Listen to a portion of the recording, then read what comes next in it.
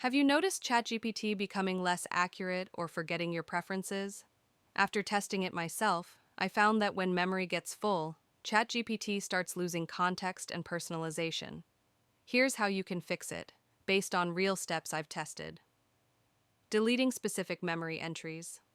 Open Settings, tap Personalization, and go to Manage Memory. Here you'll see what ChatGPT remembers: your name, tone, or past details.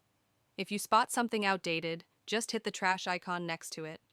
This way you clean up only what's unnecessary and keep the rest. If you're ready for a completely clean slate, there's a reset option.